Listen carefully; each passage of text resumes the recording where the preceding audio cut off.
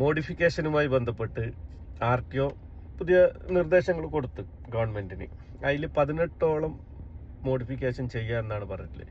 പക്ഷെങ്കിൽ ഞാൻ പറയും, ഈ 18 മോഡിഫിക്കേഷനും ഗവൺമെൻറ്റിന് മുന്നിൽ വെച്ചത് ഇതൊക്കെ നമ്മൾ സാധാരണ ഇപ്പോഴും ചെയ്തു വരുന്നൊരു കാര്യമാണ്. ബഹുമാനപ്പെട്ട മുഖ്യമന്ത്രിയോട് പറയാനുള്ളതെന്ന് വെച്ചാൽ, നമുക്ക് ഈ 102 സീറ്റ് കിട്ടിയത് വണ്ടിപ്രാന്തന്മാരുടെ ജൻസികളുടെ ഒക്കെ പിന്തുണയോട് കൂടിയാണ്. അതിൽ യാതൊരു സംശയമില്ല. നിങ്ങൾ മോഡിഫിക്കേഷൻ അപകടകരമല്ലാത്ത രീതിയിൽ ചെയ്യാമെന്നുള്ള വാക്ക് കൊടുത്തതിൻ്റെ അടിസ്ഥാനത്തിൽ കൂടിയാണ് നമുക്ക് 102 സീറ്റ് കിട്ടിയത്. അതുകൊണ്ട് RTO നിങ്ങളെ മുമ്പിൽ വെച്ച ആ നിർദ്ദേശങ്ങൾ ഒന്ന് പുനഃപരിശോധിച്ചായിട്ട്, കാരണം ഈ കാര്യങ്ങളൊക്കെ നമ്മൾ കാലങ്ങളായിട്ട് ചെയ്തു വരുന്ന കാര്യങ്ങളാണ്.